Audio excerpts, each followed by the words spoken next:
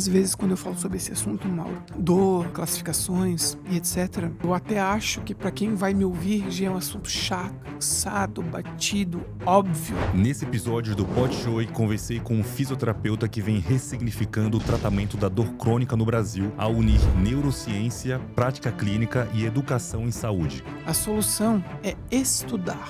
Só que aqui não tem um ponto final ou um ponto de exclamação. Certo. Tem um ponto e uma vírgula. Leonardo Ávila é fisioterapeuta, doutor em neurociências e fundador da clínica Tudo Sobre Dor, referência em abordagens não farmacológicas baseadas em evidências. Ele forma profissionais e atende pacientes com foco no manejo moderno da dor. Na psicologia, na educação física, dentre outras áreas, estejam um pouco defasados em relação à dor. Nessa conversa falamos sobre mecanismos de dor, educação do paciente, exercícios terapêuticos e tomada de decisão clínica que realmente muda desfechos. Esse episódio é para você que convive com dor ou atende pessoas com dor e quer um caminho seguro, humano e científico. Seja bem-vindo ao Pod Show. Léo, porque no mundo inteiro, 1 a cada 3 ou 1 a cada 4 pessoas sofrem de dores crônicas. Ou seja, vivem com dores, sendo que estamos tão avançados no conhecimento médico de maneira geral. Diversas hipóteses. Uma delas, eu acredito que seja o intuito da tua pergunta capciosa. Então eu vou do menos complexo para o mais complexo ou capcioso. 3 possibilidades de resposta que me vem em mente inicialmente. Número 1 é parte das dores crônicas, tendo em vista que existem aquelas 11 subcategorias, a gente realmente desconhece a gênese, desconhece a origem, em especial as primárias, nociplásticas verdadeiras. Há alguns possíveis fatores de risco que nós podemos citar dentro de instantes. Algumas questões associadas a impactos no período de neurodesenvolvimento, né, do ser humano. Legal. Agora, quando nós vamos conversar sobre dores crônicas secundárias, isto é, secundárias a alguma condição, a algum comportamento, talvez aqui nós consigamos dar algumas respostas mais precisas. E eu vou dividir essa resposta em 2 blocos. Bloco associado ao paciente e bloco associado ao profissional de saúde crônico. Legal. Boa! Porque existem os profissionais de saúde fantástico. crônicos. Primeira vez que também. citei esse termo. Fantástico. Pacientes, né? Tirando aspectos genéticos, epigenéticos e, infelizmente, alguma condição de vida no qual o paciente possa ser acometido, né? Um trauma, uma intervenção cirúrgica ou alguma doença propriamente dita, fatores associados ao estilo de vida, Certo. como sedentarismo, inatividade física, sono de má qualidade, obesidade, etilismo, tabagismo. Aspectos associados a condições cognitivas, emocionais, psicológicas e sociais. Aspectos associados a algo que a gente tem um interesse em comum, alterações no sistema de movimento, Certo. principalmente alterações mal adaptativas, que podem ser aqueles pacientes que temem, logo evitam, né, e aqueles pacientes que têm uma atividade persistente na condição, então pode ser rotulado como um provocador. Tá?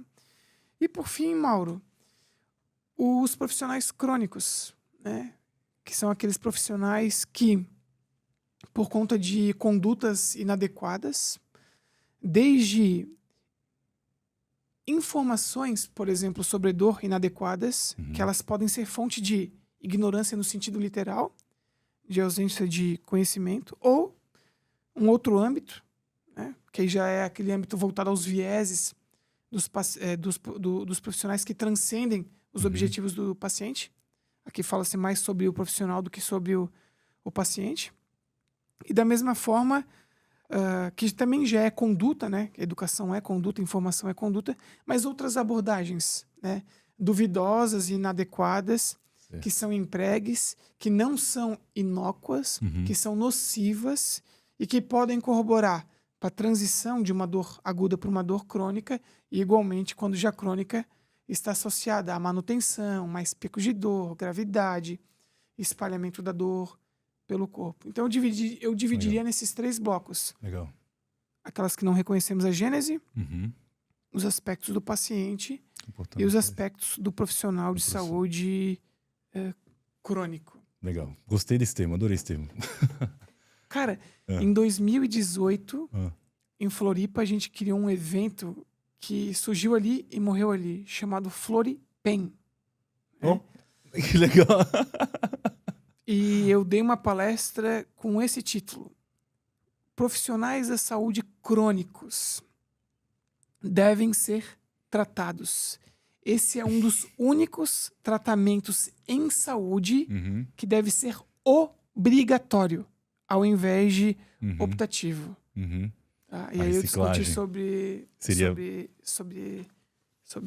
sobre esse assunto. Cara, e como é um tabu, né? É sempre um tabu falar de um profissional, falar Sim, é difícil. da atitude, né? Eu acho que é justamente aí que a gente tem que, eu acho que pegar, né? Talvez eu seja não muito agressivo, mas vamos lá. Eu vou me ater aqui a não, né, em todo episódio falar, eu gosto muito do que você fala, o julgamento de valor. Aqui não estamos para Fazer um juízo de valor, juízo de valor. Não é julgar caráter de ninguém, né? Mas, de fato, o que eu vejo, como eu tô aqui no dia a dia, terminei minha formação em medicina em 2010, terminei ortopedia em 2013, terminei cirurgia de ombro em 2014 e lido com basicamente dor, né? Ou trauma, mas hoje basicamente dor. Era para eu, né, estar, se eu estou na linha de frente, se eu estou montando um consultório particular, tá? Para cobrar de meus pacientes, para resolver a dor dele, era óbvio que eu deveria conceituar a dor, classificar a dor e saber os melhores tratamentos. Perfeito. Tá? E tô aqui para afirmar, né, tranquilamente que da minha classe, eu, pelo menos, para não generalizar, mas ó, estamos localizados em São Paulo, eu tive uma boa formação em ortopedia e convivo com excelentes profissionais da ortopedia e pelo menos no meio que eu convivo, que talvez esteja no topo do conhecimento da ortopedia do Brasil, não é ensinado isso, né? Não é discutido isso, tá? Talvez, aqui também não é o porquê, né? Se é muito recente ou não, tá? Mas em abril do ano passado, quando, na verdade, eu vi uns vídeos seus, talvez em fevereiro, março, em abril... Não, março eu casei, né? Abril eu comprei o curso, tá? Pra mim foi revelador, né? Foi revelador. Abril de 24? De 24, do ano passado, né? Pra mim, foi, cara, como que ninguém... Na verdade, eu lembro, foi o Lutz? Você não foi no Lutz? Claro, fui no Lutz Podcast. Eu vi três vezes esse episódio. Eu assisti 3 vezes, juro. Santo André? São Bernardo? ABC Acho que é Paulista. Santo André. Algum lugar aqui próximo. Isso. Tá? Eu lembro que deu uns 45 minutos Sim. de Uber de Congonhas até lá. Tá. Foi a primeira vez que eu vi você falando de algumas coisas e falou, não, tem coisa errada. Como é que tem tanta coisa aí que eu nunca ouvi falar? Então, não, mais um charlatão, vamos lá, né? Claro, normal. Mas assim, na verdade foi muito convincente, tanto que eu assisti 3 vezes, entre 2 horas e 2 horas e meia o episódio, enfim. E aí que eu fui começar a pesquisar e vi que não é charlatanismo, isso aí é real. Então, como é que viemos parar aqui? Então, essa talvez seja uma dúvida que está há 1 ano atrás. Como é que chegamos a esse ponto de ter tanto conhecimento sem divulgação, tá? Com muita divulgação sua, mas sem divulgação pelas autoridades que deveriam estar divulgando loucamente, né?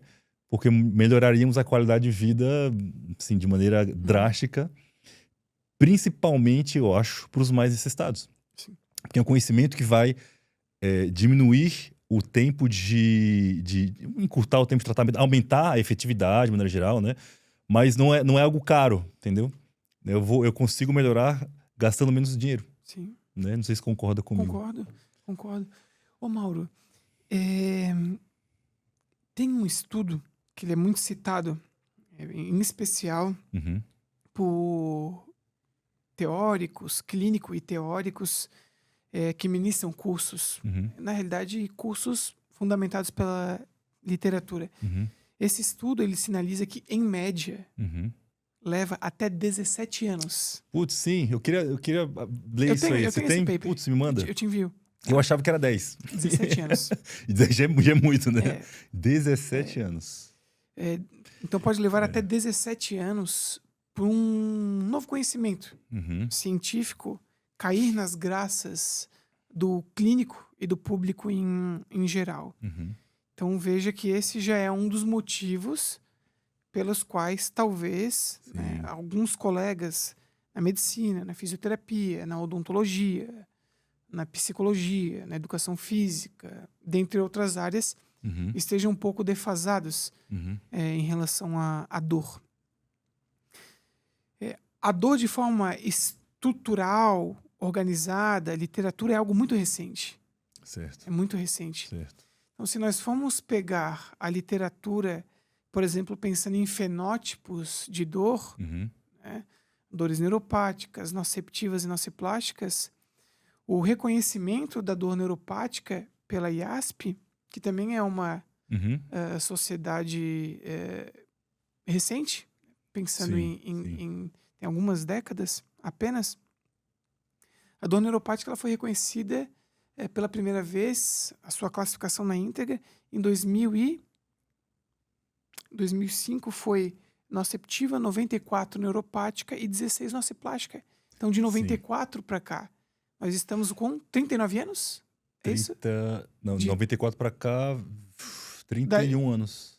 94. 94 ou 31 anos, 31 perdão. anos. 31, Porque a Thaís nasceu lá em Tá, 94. Por isso foi 31 fácil. anos. Tá. 31 anos. Então, é muito recente.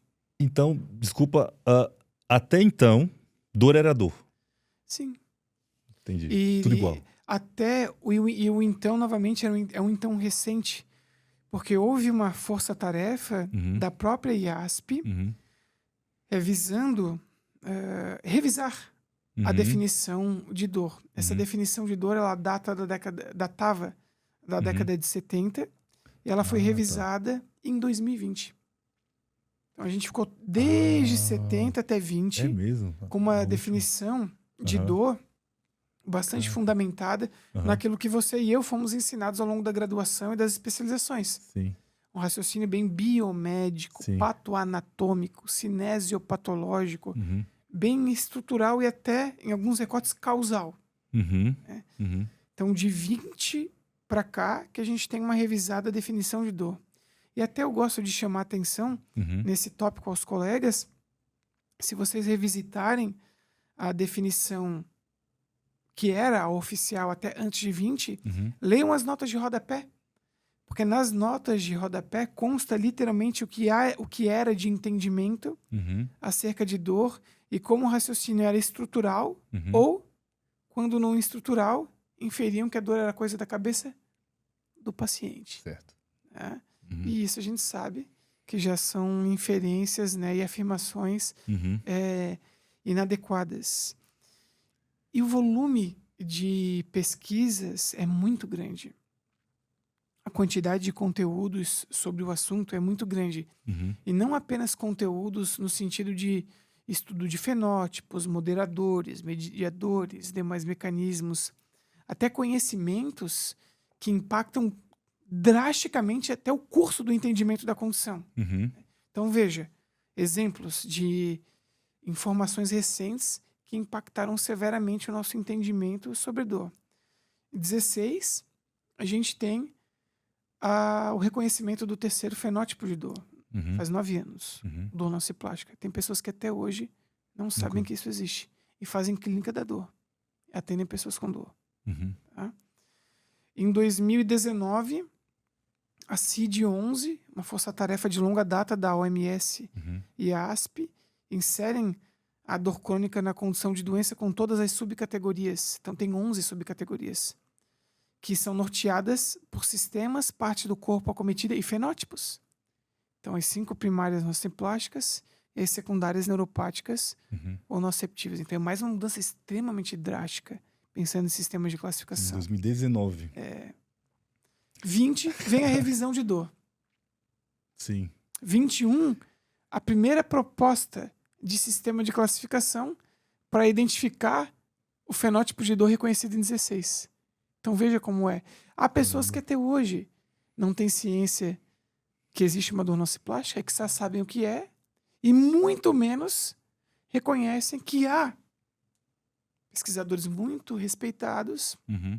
que reconhecem a falha das ferramentas, Uhum. mas que propuseram as primeiras ferramentas visando, obviamente, e reconhecendo as falhas, objetivando um aprimoramento ao Sim. longo do tempo. E para fechar esse raciocínio, Caramba. 2025, janeiro, primeiro estudo que objetivou investigar a acurácia diagnóstica Uhum. dessa ferramenta para identificar dor nociplástica na prática clínica. Então, ela ainda tem alguns déficits em sensibilidade e especificidade, mas ela tem 90% de chance de destacar quem não tem dor nociplástica Uhum. e 60% de chance de identificar quem tem nociplástica. Tem falhas? Tem, mas é o que temos. Melhor usá-la do que usar apenas o nosso conhecimento falho Uhum. e enviesado. Uhum. Então, veja, muitas mudanças drásticas num pequeno recorte de tempo. Uhum. Aí quem não estuda, meu amigo, e infelizmente é um percentual significativo, Uhum. não é nem da saúde, tá? É da sociedade em geral, deixa essas informações valiosas que implicam a nossa clínica passarem. Uhum. E quem sofre com isso, o paciente por conta do profissional crônico, que a gente sinalizou Cara, esse anteriormente. profissional Né? crônico, muito bom, muito bom. Porque mesmo...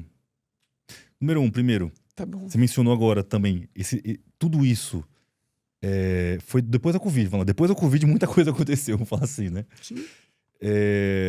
A gente está vivenciando, na verdade, uma... Vamos falar revolução, parece uma coisa de criança, né? Mas uma grande, enfim, mudança, né? De maneira geral, no entendimento da dor e também no tratamento da dor, Sim. de maneira geral, né? Em teoria. Em teoria. É a prática a gente que faz. A prática A ainda prática- está um pouco old school, porque a Sim. gente tem um problema. Ah, Nós temos um viés de convívio muito grande. A gente acaba certo. convivendo com pessoas que falam muito sobre isso, Uhum, só que isso não é o recorte da realidade, cara. uhum. Sim. É se dar a oportunidade de...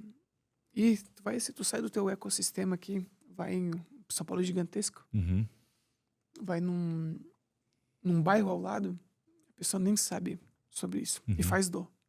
uhum. Então a gente sofre desse mal. Sim. Eu até tenho um problema, desculpa até ter te interrompido. Não. Às vezes, quando eu vou conversar sobre esse assunto, só deixa eu beber uma água, que eu comi uma uva. Às vezes, quando eu falo sobre esse assunto, Mauro, dor, classificações e etc., eu até acho que para quem vai me ouvir já é um assunto chato, cansado, batido, óbvio. Uhum. É para mim. É sempre novidade, sempre tem. É sempre novidade. É para a maioria. Isso que me impacta. Uhum. Então, só perdão te interromper. Eu falei Não, que em sim. teoria, né? Mas A prática ainda isso não é um mesmo, a recorte prática... do que está escrito. Até porque, então, como quando eu disse também, a prática a gente faz, até onde eu consegui enxergar um pouquinho, ainda como você mencionou agora, né? Janeiro deste ano, que foram o primeiro artigo para tentar ver a eficácia da primeira ferramenta, né? Então, a prática a gente está fazendo, na verdade, né? Quem ouviu falar, quem ousou estudar e usou mais ainda tentar colocar em prática, né? É o que está vendo o que funciona, o que não funciona, né? Antes mesmo dos artigos serem publicados, né? E sendo visto que funciona e tão bem, né? Eu acho que eu não estaria aqui falando contigo, falar, não, isso é modismo, né? Isso é mais modismo. Mas não, pelo contrário. Né? Tá lá, tá bem descrito, bem estudado. E na mão de um cara que acabou de conhecer, funciona. E olha que eu não sou nem fisioterapeuta, só ensino pro paciente, ele já sente uma diferença, né? Grande. Enfim, eu acho que a gente está vivenciando coisas muito, muito grandes ainda. Sim. Parte dessa discussão em dor é a fronteira do conhecimento. Certo. É o que está sendo desbravado e concomitante a isso discutido. Por exemplo, em dor, falar sobre fenótipos de dor é fronteira de conhecimento. Tentar na clínica, quer fazer outra ciência, né? A aplicação, a ciência da aplicabilidade, a ciência da implementação na clínica, isso é fazer ciência. Né? Então, implementar essa teoria na clínica é de tentar discriminar fenótipos de dor, tentar tratar o paciente com base no fenótipo, neuropático, noceptivo, noceplástico, e aí subcategorias. Concomitante a isso, porque apenas entender sobre fenótipos de fato não é suficiente. Tentar discriminar moderadores, que são aspectos cognitivos, emocionais, psicológicos, sociais, de estilo de vida, alterações no sistema de movimento, sensibilizações periféricas e centrais disfuncionais. Isso é fronteira de conhecimento. Né? Inclusive, foi publicado início desse ano o último paper de uma série de 10 que começou em 2023. Foi publicado no Brazilian Journal of Physical Therapy. E a introdução desse paper eu achei muito legal. Ela até fundamentou a minha fala agora. Além dessa ser parte da discussão em dor na atualidade, tirando algumas especificidades, na clínica a gente já falha com o básico, que é a pessoa, eu vou falar entre parênteses, tá? Entre aspas. A pessoa inicialmente nem precisa conseguir discriminar o fenótipo de dor. Tá? Neuropático, noceptivo, noceplástico. Ela já falha ou peca num degrau bem mais abaixo, que é avaliar esses moderadores. Nem esses moderadores são avaliados. Os pacientes, por exemplo, com dores crônicas, comumente não são questionados sobre qualidade de sono. Resolveria muita coisa, né? Aspectos nutricionais. Aspectos cognitivos, emocionais e psicológicos, por exemplo, hipervigilância, catastrofização, medo de experimentar mais dor, medo do movimento, humor deprimido, isolamento social, demais crenças disfuncionais, biomédicas sobre a sua dor, para os fisioterapeutas, ortopedistas, fisiatras, profissionais de educação física, as alterações no sistema de movimento que corroboram com transição e gravidade da dor. Uma fala comum na fisioterapia atualmente, né, em que pessoas com dor comumente se movimentam de forma diferente. E o movimento ele também é um comportamento e pode se tornar disfuncional, patológico, mal adaptativo e se apresentar de diversas facetas. E independentemente da faceta corroborar com a manutenção da dor, isso é pouco considerado. E quando é considerado, por exemplo, no movimento, entra só as variáveis biomecânicas. Putz, e às vezes errada. Sim. Ensinando o paciente a não dobrar a coluna, por exemplo. Né? Complexo. Clássico. Isso eu falo com propriedade, pessoal. Óbvio, não estou generalizando, mas foi o que eu estudei, por exemplo, no meu doutorado. Então, é um ensino que, para uma parte significativa dos casos... Putz, você fez doutorado em que ano, Léo? Eu comecei o meu doutorado, eu entrei no programa como aluno ouvinte em 2015, oficialmente no primeiro semestre de 2016. Era para eu ter finalizado... Não, perdão. Não sei se eu falei correto. Eu entrei em 2015, segundo semestre, como aluno ouvinte. Oficialmente em 2016, no primeiro semestre. Era para eu ter finalizado, então, em 2020, que é 4 anos de doutorado. Só que eu tive uma condição, a pandemia no meio. Então, meu doutorado levou 6 anos. Caraca. Sim, eu finalizei. Você parou tudo, 2020. Cara, esse é o mais curioso. Não parou, só foi mais devagar. Então, eu literalmente fiquei no doutorado durante 6 anos. Caraca. 6 anos, adequando e conduzindo a um ensaio controlado, aleatorizado que a gente fez em Florianópolis. Você ficou mais tempo no... Foi mais tempo. Que por foi conta de sobre- logística de políticas ali de saneamento, higiene. Certo. Numa ocasião que a gente podia atender mais de uma pessoa, Uhum. era um por período, para não ter conflito de pessoas cruzando no Uhum. mesmo corredor, menos pessoas experimentando ambientes. Uhum. Tive que realocar da UFSC para a minha clínica privada, porque a universidade fechou as portas Caramba. durante mais de 1 ano e meio, salvo engano, ou até quase 2. É mesmo? Não, foi, olha, por favor, mais de 1 ano, sim. Tá? Uhum. Então, não podia parar 1 ano. Continuamos os atendimentos num ambulatório criado dentro do meu consultório. Para que desse continuidade, Sim, 6 anos. você teve que se Sim. virar ali. Então, finalizei em 2022. Então, quando você iniciou o doutorado, não tinha nem proposta ainda. Eu li o artigo da proposta, está na hora de, né, termos o nome de uma nova dor, né? Não tinha nem esse artigo ainda. Não tinha ainda. E quando você terminou, Sim. já tinha tudo isso. Já tinha revisão de dor nociplástica, CID-11 com as subcategorias de dores crônicas, sistema de classificação para dor nociplástica. Caraca. Então, vivi tudo isso de forma muito ativa, né? Porque ao longo do doutorado, tu tá ali Talvez de cabeça foi imerso no algo estudo. muito bom para Foi você, positivo. né? Uhum. Foi muito positivo. Você viveu o nascimento de Sim. tudo isso. E tive a oportunidade de conviver também com profissionais que se debruçavam sobre esse estudo. Uhum. Então também facilitava a troca, as discussões, Sim. o conhecimento. Foi um período muito produtivo da minha vida e também muito pesado, né? Que é bastante estressor. Sim, imagina. Imagina. Ainda corrobora o ser estressor com as características incomuns de autocobrança, se torna ainda mais estressor. Né? Estressor, Mas autocobrança e isso ser nunca vai metódico, mudar. então é uma combinação, é uma tríade do mal para algumas coisas e muito boa para outras. Sim, né? sem dúvida. Sem dúvida. Cara, interessante esse, então. Tô começando a entender aqui de onde que veio Sim. tanta... E o meu laboratório era um laboratório de neurobiologia da dor e da inflamação. Neurobiologia da dor e da inflamação. Sim.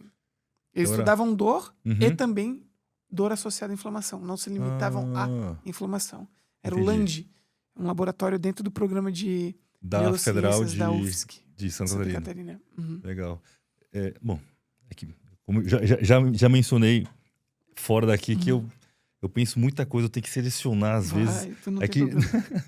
veio a Resgata cabeça... me explica porque veio o Fábio Dominski. O Fábio, né? claro, o grande Fantástico, Fábio esteve fantástico, aqui, né? Claro. As coisas que ele falou do comportamento. Sim, Mas ele é profissional. da estadual, Sim. não é? E tanto a estadual quanto a federal são exímias faculdades lá, né? Uhum. Me fala, fugindo da dor, qual que é o segredo, velho? De onde que tá vindo essa galera aí brotando? Nós dois estudamos na mesma É mesmo? a graduação no mesmo lugar. Legal. Eu também fiz a estadual, fiz a UDESC. Ah, a graduação foi a estadual, entendi. Ele também fez a UDESC. Uhum. Aí eu fiz o meu mestrado também na UDESC. Certo. Aí eu saí da UDESC apenas no doutorado. Entendi. Aquela Florianópolis tem umas pessoas muito bacanas. Então, Tem uns o ensino bons lá profissionais. não vou falar melhor ou pior, mas diferente, porque quem comanda lá tem ideias diferentes e nada diferente. Eu assim. acho que são pessoas... Eu nem vou falar que são pessoas diferentes. Uhum. Até vou puxar um pouco da temática do Fábio. São pessoas que, por conta de algumas particularidades, têm os seus motivos Certo. para agir, Uhum. né, os teus motivos para a ação e se debruçam em algumas temáticas. Uhum. Eu não sei como foi com o Fábio. Eu não tenho nenhuma história bonita, poética para contar para vocês, né? A minha vida foi toda planejada e programada para isso. Eu estou onde estou porque eu penso nisso desde o início que eu entrei na graduação. Eu sou fruto de uma série de acasos. Então, na verdade, Eu tranquei minha graduação durante 2 anos. Ah, é? Eu não gostava da minha profissão. É mesmo? Sim. Saí, fui viajar, não porque eu tinha dinheiro, que eu arranjei uma possibilidade de trabalho que me permitiu isso, Uhum. mas sempre passando perrengue. Morei aqui em São Paulo, numa casa, na Avenida Brigadeiro Luiz Antônio. Eu e mais uns 10 caras, pelo menos. É mesmo? Sim. Isso no meio do... Nesse, Você trancou ali. Nesse trancar de 2 anos. E você vai fazer o que aqui? Cara, foi onde eu conheci a Alice. Eu conheci a Alice com 13 anos de idade. Ela tinha 13 anos, eu tinha... Caraca! Eu tenho 5 anos e 8 meses a mais do que ela. Aham. Quando nós éramos jovens, nós éramos mais elegantes e tal. A gente trabalhava, né, umas fotografias, desfiles, etc. Caraca, jura? É. Por isso, cara, que legal. E eu era jovem, né, cara, adolescente, surgiu essa oportunidade, eu nunca tinha saído de Florianópolis. Sim, eu tava sim. meio insatisfeito E com a você com a trancou pra fisioterapia. isso, só pra entender. Tranquei pra isso. Que legal. Aí juntou essa oportunidade Uhum. associada a algo que eu não tinha me encontrado dentro, Uhum. dentro da graduação. Uhum. E aí fiquei 2 anos, né? Nesse período vim para São Paulo, fui bem sucedido nisso também. É mesmo? Bem, fiz várias coisas famosas. Até São Paulo Fashion Week já fiz. Mentira! Sim. Não deixe isso se Caraca. tornar público, por favor, tá?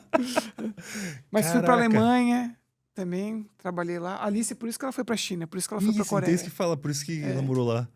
Caramba, que legal, que legal. Só que aí foi um momento.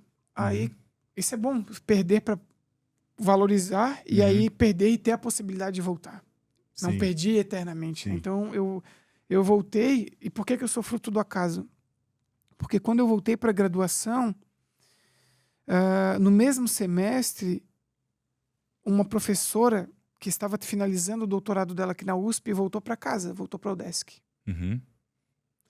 E ela veio com sangue nos olhos de pesquisa. Ela queria criar um laboratório. Uhum. Inclusive, eu a auxiliei a criar o LAPEX, né? Obviamente, a ideia dela, toda ela, eu era o IC dela, a iniciação científica dela. Então, eu auxiliei, de certa forma, né, nesse processo. A professora doutora Débora Izumi, sempre cito ela. Uhum. Então, ela me fez gostar, não da profissão, Sim, sim. de uma área dentro da profissão, Ah. totalmente associada à ciência. Pneumo. Mentira! Sim, pneumo. Eu fiquei... Caraca, você começou na pneumo. Sim. E o porquê que a pneumo me levou também para dor? Porque ali eu comecei a estudar fisiologia a fundo. Certo. Fisiologia a fundo, mecanismos. Né? Fui lá para os estudos pré-clínicos. Uhum. Então ela me apresentou o método científico.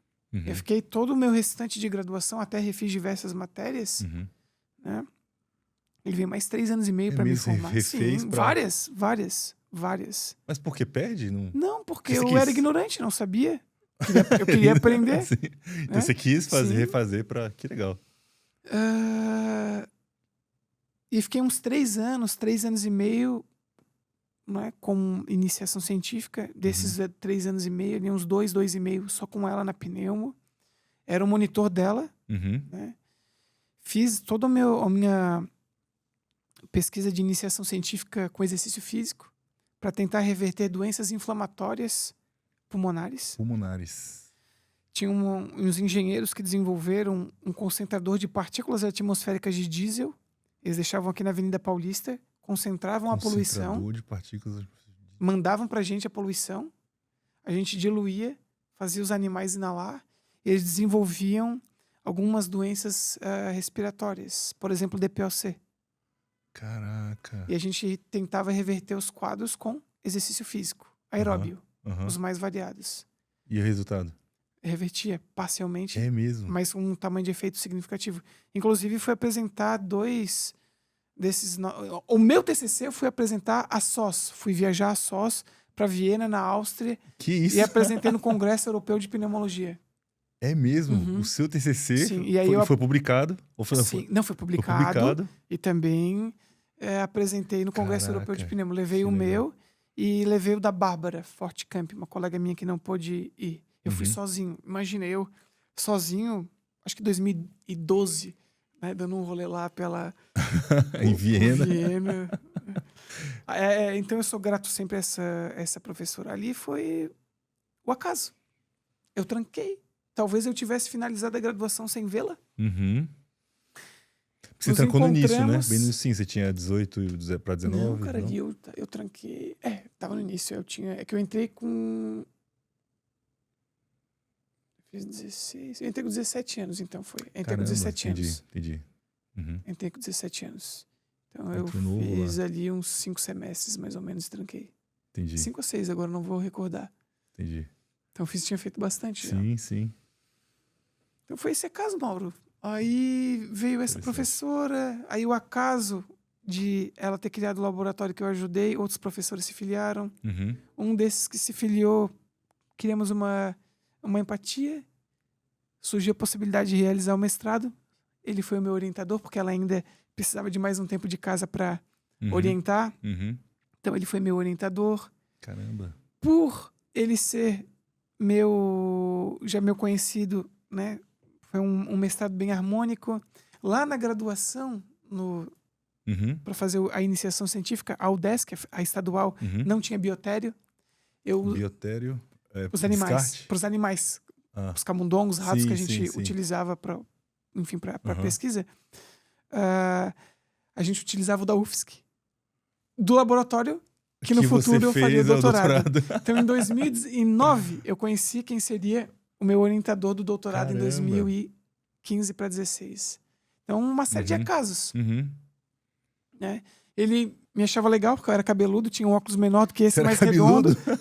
Ele me chamava de Harry Potter. Aí, quando eu cheguei lá professor, eu quero, né, pleitear em uma das vagas para o doutorado. Pô, Harry, né? Com o maior Já prazer. começou. Vamos lá, vamos desenvolver um projeto. Que legal. E etc. Então, não tem uma história assim Sim. bonita, né? Para justificar a tua pergunta, né? O porquê lá de Floripa. Assim, não, a média não se destaca. A média é como a média do país, Sim. né? Sim. Então, eu acho que é mais da característica da pessoa, Uhum. sabe? Você ter sangue nos Ou então olhos, foi a um vigor, turma aí. alguns acasos, algumas possibilidades que outras pessoas não têm, sorte também, preparo junto com a sorte. Uhum. Eu estava preparado diversas vezes em que uma oportunidade Certo. bateu.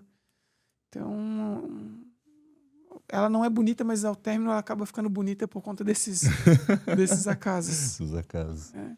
Realmente, cada... Eu tava recordando aqui por que Uhum. que eu virei ortopedista. Era pra... Por quê? Eu sempre gostei de uro. Uro? Pra encurtar... Não, desculpa. Tá. Não vou falar gostei. Tá. Eu nunca gostei da medicina. Nunca gostei da faculdade. Eu tava lá Tá. perdido. Tava lá porque meu pai mandou, basicamente. Tá. E aí, bom, eu tinha que fazer alguma residência. E aí, a faculdade inteira eu acompanhei a urologia. Cheguei a fundar a Liga Urológica Acadêmica, né? Caramba. A primeira liga de urologia da faculdade. E aí, quando eu terminei, no ano de formar, eu tava fazendo pra prova de residência com um amigo meu, que hoje é oftalmo. Leonardo Rezende, fantástico, cara. Cara desse tamanho que opera olho, né? Minucioso. Quase 2 metros de altura e tá ali. E aí, num desses estudos, eu lembro, a gente tava lá estudando na piscina do prédio dele, de sunga, estudando lá na piscina do prédio. E ele falou, e eu ia fazer cirurgia geral e depois urologia, era o mais óbvio. E ele falou, Mauro, por que você faz ortopedia? Pronto, e é por isso que eu fiz ortopedia. Por essa pergunta que ele não se lembra. Eu Mas te pensei, marcou. por que não? E pronto, virei ortopedista. Só por isso, um caso simples, né? Uhum. Mas por que eu fiz a ortopedia? Porque para urologia eu teria que fazer cirurgia geral, prestar outra prova e depois urologia.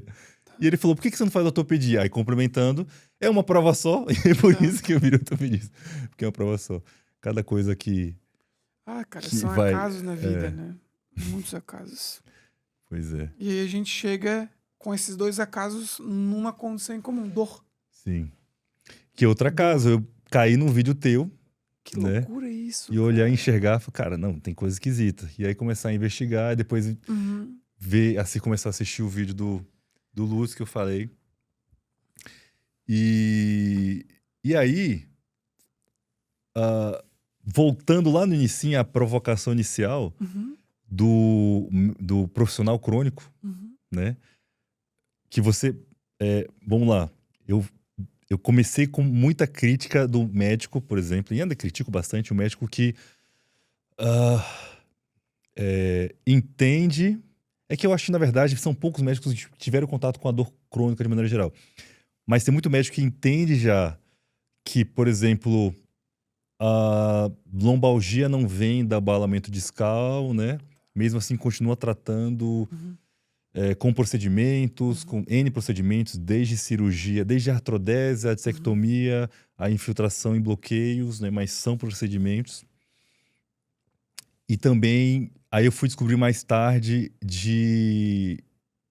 da pseudociência, da parte também da fisioterapia. E aí, também, de novo, sem julgar valor, né? Sem juízo de valor, mas talvez grande parte da doença esteja na parte financeira, né? O profissional, o fisioterapeuta que aprendeu daquela forma, como se fosse uma forma correta, né? Ele aprendeu naquela época que é assim que trata. Gastou, como eu já escutei você, né, mencionar, são cursos caros, às vezes, demandam tempo, né? E ficaram presos nisso. E o profissional, o médico também, que, né, se ele, eu entendi que eu não preciso mais do procedimento, mas se eu não fizer, eu também, né? Já pensou em alguma solução para isso? Porque eu fico pensando em solução para tudo, né? Às vezes eu acho que eu quero salvar o insalvável. Mas o que a gente faria com isso? Eu tenho uma resposta sempre. A resposta é simples. A solução é estudar. Só que aqui não tem um ponto final ou um ponto de exclamação. Certo. Tem um ponto e uma vírgula. Por quê? Em 2025, não basta apenas estudar. Porque esses profissionais também estudam. É preciso saber o que estudar, com quem estudar e como estudar. Certo. Isso é saber beber de fontes adequadas, fontes estas baseadas em evidências de qualidade, igualmente com quem? Ter alguns facilitadores, alguns mestres, alguns mentores nesse processo, porque de fato tem alguns conteúdos que são mais complexos e que, quando apresentados de forma mais simples, auxiliam todo esse processo até não fazer sentido para se envolver de forma ainda mais aprofundada. Sim. Então, estudar apenas não basta. É preciso saber como, onde e com quem estudar. Sim. Acho que essa talvez é a minha resposta para a sem solução dúvida. disso, Mauro, e muitos outros problemas, além da saúde, sociais, Perfeito. políticos, etc, Perfeito. etc. Perfeito. É difícil a gente desvincular as coisas, né? Eu penso muito em... Qual que é a tua hipótese? Tens alguma solução? Então, eu penso, nós somos animais sociais. Né? E seguimos líderes, ponto. Tá? Não estou falando de presidente da república. Né? Seguimos exemplos. Perfeito. Né? E se eu estivesse fazendo algo em que o líder do grupo que eu convivo achar, não, cara, isso é ultrapassado, não se faz mais isso aí. Você está fazendo mal para o paciente, que seja, né? Automaticamente, eu vou, no mínimo, pensar 2 vezes ou pensar com isso no travesseiro. Será mesmo que, né, eu acho melhor considerar, estudar mais. Mas enquanto os líderes mantiverem a mesma postura, eu acho que... Sim. Eu acho difícil, viu? E aí entra, por exemplo... eu vou até falar o que não é da minha área para mostrar que eu não estou querendo julgar nada, né? Mas vou dar um exemplo. Digamos que a quiropraxia, tá? Para citar, tem seu lugar, né? Você existem procedimentos que possam melhorar de fato, então podemos usar a quiropraxia como ferramenta, ponto, né? Mas ainda tem muita gente que usa de uma outra forma monoterápica, vamos dizer assim, tá? E se tivesse um quiroprata, é que eu não sei, tá? Tá bom. Quiropráxico é o termo certo? Um quiropraxista. Quiropraxista, que fosse o fodástico. Tá. E ele começar a divulgar isso. Gente, vamos começar a fazer assim, olha como isso dá certo, né? as pessoas automaticamente mudariam, né? Eu tô citando porque eu realmente não sei se isso existe ou né? Mas em toda área tinha que ter isso. E se uma pessoa não tem ninguém que ela almeja, que fala, nossa, acho incrível, é porque ela em si já pensa diferente, entendeu? Enfim, já quer fazer diferente. É isso que eu imagino, enfim. É por aí. Não, eu concordo com esse teu raciocínio. Mas talvez tudo dependa da esfera que a gente queira impactar. Uhum. Pensando, por exemplo, em uma questão em nível nacional, Uhum. uma mudança drástica, Certo. principalmente tratando-se de um país continental como o Brasil, com 213 milhões de habitantes, é complexo. Uhum. E talvez isso não aconteça. Uhum. Mas eu não tenho dúvidas, Mauro, que, por exemplo, tu modifica o comportamento de diversas pessoas que te acompanham, né? Inclusive Outras médicos esferas. também. Tomara Talvez que- menos, tomara que mas... a nova geração, pelo menos. Sim, mas Minha modifique, esperança. sim. Tu é um profissional que tem bastante visibilidade. E as informações que tu passa, elas são como educação em dor. Elas são informações que não servem apenas para deixar o profissional mais bem informado Uhum. sobre dor. Uhum. Elas servem para mudança de comportamento. Uhum. É a informação como um veículo para mudança de comportamento. Eu tenho o mesmo entendimento sobre o que eu faço, Uhum. né? Que são condições semelhantes. Na realidade, são condições... É a mesma temática, Sim. utilizando de formas de comunicação similares. Uhum.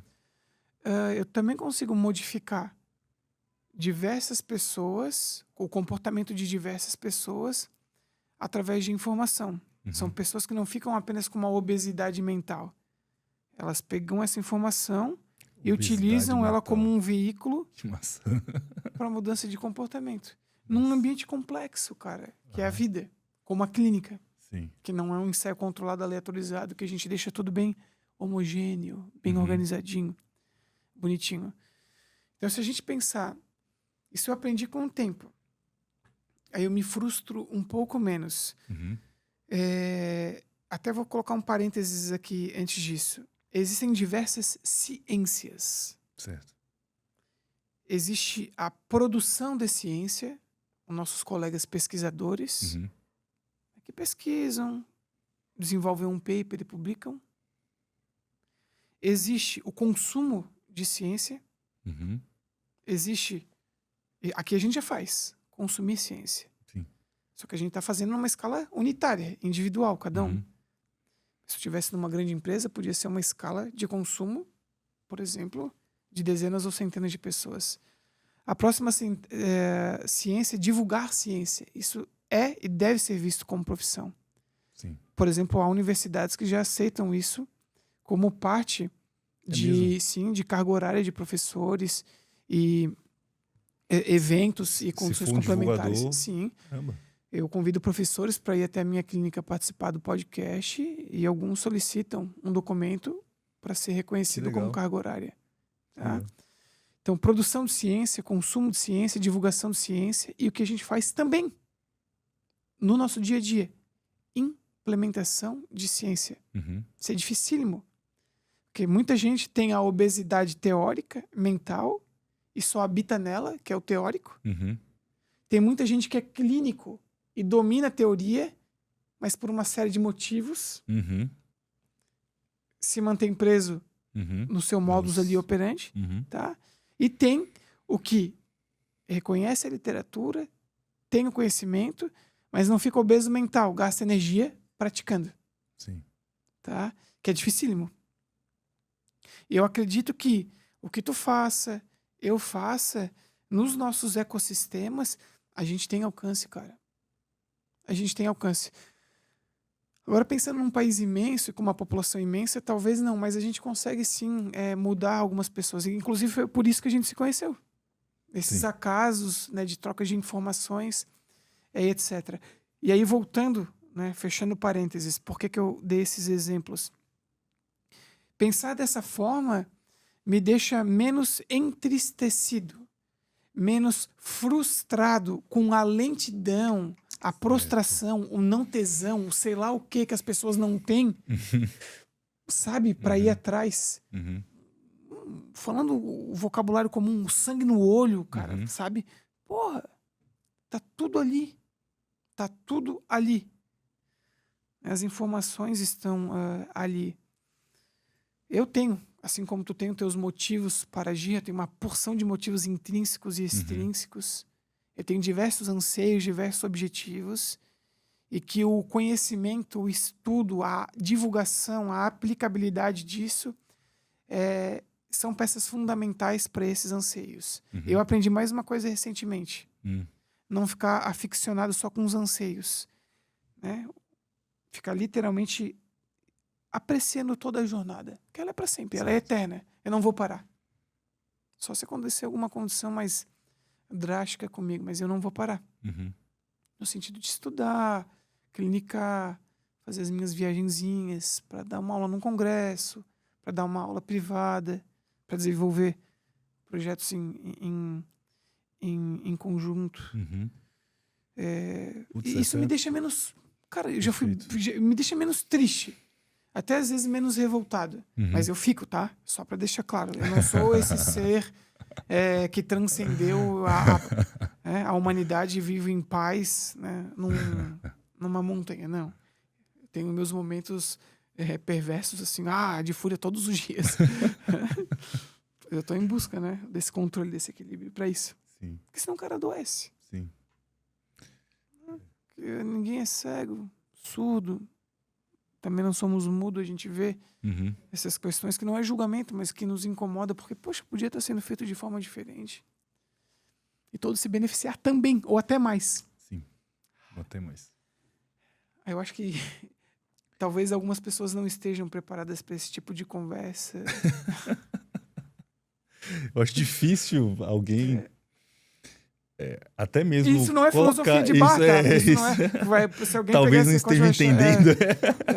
É o que a gente tá falando algumas coisas entre linhas. A gente tá com bastante parcimônia aqui. Mas, sabe, essas questões assim me deixam um pouco mais tranquilos. Dá para mudar devagarinho. É um processinho. Talvez assim, ó. Todos nós temos... Se a gente morrer agora, tudo continua como está. E quando a gente morrer, mesmo que a gente tenha feito algo impactante, as coisas vão continuar muito parecidas. Mas todos nós temos a nossa parcelinha de contribuição gradativa ao longo do tempo em todas essas ciências. Produzir, consumir, divulgar e implementar. Né? O problema também está na produção de ciência. Eles só escrevem, conversam e falam consigo.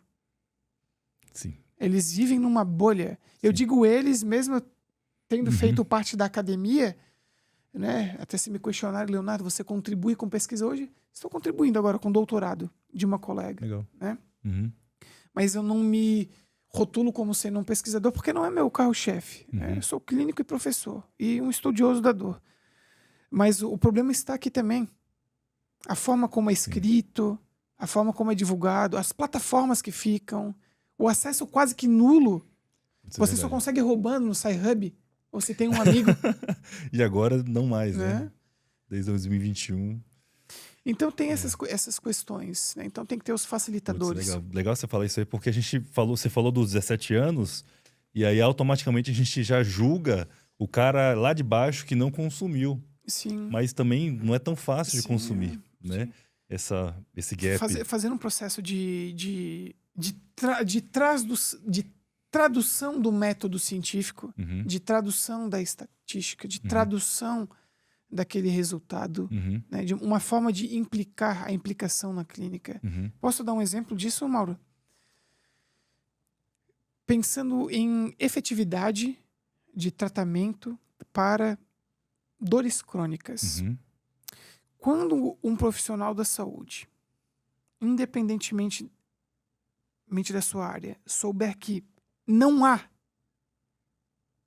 para diversas condições de dores crônicas, cura para essas condições, mas sim controle, o profissional da saúde fica mais confortável com a sua profissão e consegue transmitir uma expectativa mais realista, utópica, tangível para o paciente, ao invés de ofertar algo inalcançável, utópico, como a cura. Da mesma forma, quando um profissional da saúde conhece, por exemplo, que um resultado de um ensaio controlado aleatorizado, de uma revisão sistemática com ou sem meta-análise, é exposto em médias, ele consegue observar quando efetivo que, em média, as pessoas funcionam. E dentro deste desvio padrão, tem quem não responde nada, quem responde muito pouco, quem responde pouco, quem responde muito e quem responde muitíssimo. E que o profissional da saúde, novamente, que tem esse dado, consegue falar para o paciente: nós temos o seu diagnóstico, sabemos o que há de tratamento disponível na literatura e vamos testar e analisar a resposta para ver se você é um respondedor ou não. E concomitante à exposição a esse tratamento, eu posso brincar com esses moderadores que podem impactar o tamanho de efeito do meu tratamento. Então, se você está dormindo mal, também vamos aprimorar isso, porque pode potencializar o fármaco, a cirurgia, a terapia manual, a TENS, qualquer agente eletrofísico. Vamos transitar do comportamento inativo para o ativo. Pare de beber, cesse o tabaco, emagreça, gerencie esses aspectos cognitivos, psicológicos e sociais. Olha essa forma como você movimenta, como a mente corrobora com a dor, vamos modificar. E, por fim, aquela sigla clássica, que é o NNT, que é o que eu acabei de explicar. Existe um número necessário de tratamento, ou seja, um número mínimo de pessoas a serem tratadas para encontrar um respondedor. E essa é a clínica, isso é o ambiente descontrolado. Isso não está escrito no ensaio controlado aleatorizado. Não está escrito na revisão sistemática com meta-análise. Ninguém aprende isso na graduação. Na minha graduação, a universidade que eu estudava era a 5ª melhor do Brasil na época. Caramba. Isso não existia. Eu tive um professor da ortopedia que destrinchou parte disso com a gente. Era o único professor que solicitava artigos científicos pra gente ler e discutir no dia seguinte. Caramba. Então não tem, cara. E tem. Não posso falar não tem. Tem, mas não é comum. Não é comum. Até hoje, cara, vou fazer 38 anos. Eu ministro cursos desde 2016, faz 9 anos, pelo Brasil. Eu faço uma pergunta no 4º bloco do meu curso, que é o período da tarde do último dia, quando eu vou falar de tratamento. É só ali que eu falo de tratamento. Eu faço a seguinte pergunta: me deem exemplos de tipos de estudo que são voltados a investigar a efetividade de tratamento. 90% a 95% das pessoas não sabem. Não sabem. Não sabem que é um ensaio controlado aleatorizado, que é uma revisão sistemática. Sim, que os guidelines, as diretrizes também servem, mas é preciso ser visto com parcimônia por conta de quem é o responsável, da região. Um grupo de pessoas que é Tem os opinião, vieses, basicamente, né, com base em estudo, mas enfim. Então não sabem. E isso para todas as áreas da saúde. Tá? E falta essa tradução. Você vai num evento científico, como nós vamos... né? Quem for falar sobre ciência nesse evento que era para ser científico, alguns vão ter dificuldade de traduzir para o aluno, o ouvinte que está ali, que não é um acadêmico. Sim. Acadêmico no sentido de estar na academia, envolto com método científico. E talvez quem fale de forma muito simples, que aí já não esteja tão adequada aos parâmetros ideais do evento, vai ser o que vai trazer muito para o pragmatismo em excesso. Né? Que podia estar falando sobre a aplicabilidade daquela teoria na clínica. Então, existem essas falhas. Habilidades comunicativas. O que precede... É isso. Conhecimento. Você só explica algo se você domina o objeto que quer ser explicado. Como é que você, por exemplo, educa alguém sobre dor se você não entende sobre dor?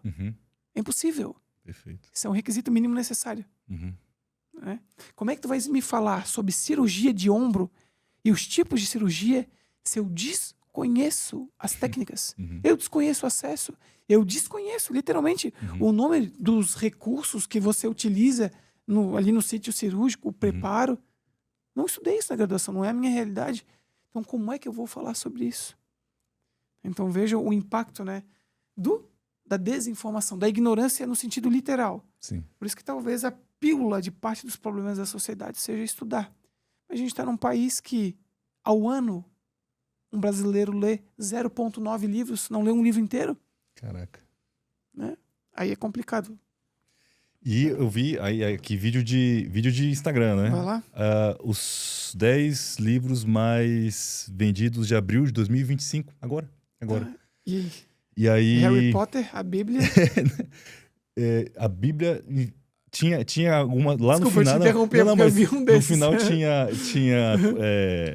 de cunho religioso, tudo, mas dos 5 primeiros, 3 eram livro para colorir para adultos.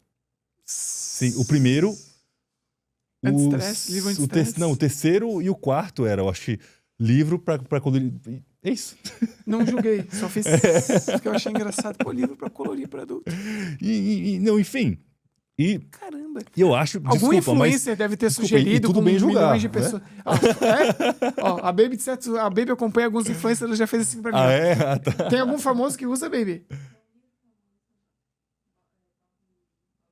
E deve ser a chancela de algum grande influencer, sim. Né? Não, mas e tudo bem colorir, e tudo bem vender muitos, e tudo bem a pessoa desestressar. Agora, não é tudo bem que sejam os mais vendidos. Né? Isso já fala muito. Bom, e eu acho que não é só o Brasil. Não é só o Brasil. Não. Eu acho que é... Eu não lembro o dado. Esse que eu vi faz muito tempo. De bibliotecas? De bibliotecas não, mas de média de leitura por livro. E se eu não me engano, na Argentina era muito perto de 10 livros ao ano por habitante. Sim. França, 14 ao ano. Caramba. Né? O Brasil era menos de 1. Sim. A pessoa não completava. Mas eu acho que tem um negócio desse. Eu acho que Buenos Aires tinha número de livrarias, mesmo livrarias que o Brasil. Não, eu acho que era isso, né? Parece meio absurdo, mas eu acho que era isso mesmo. Eu lembro de um dado parecido com isso. Que loucura. Isso que a gente tem em São Paulo, que é a maior cidade da América do Ocidente, né? E veja assim, a parte dos nossos problemas em dor, em saúde, sociais, o estudo pode auxiliar. Sim. E aí, Mauro, acho que talvez isso volte... É muito mais complexo do que a gente pensa. Porque aí talvez a gente entra até numa questão social, barra cultural, até barra política. Isso. Talvez. Isso. Aí que eu tava pensando. E aí é um ambiente bem complexo. Né? Aí isso eu tô falando realmente, pessoal, agora de forma pragmática, é apenas uma opinião. Eu não tenho esse dado. Né? Mas veja, a luz no fim do túnel é PubMed. Sim. PUBMED. Coloca no Google. PubMed. PubMed e SciHub.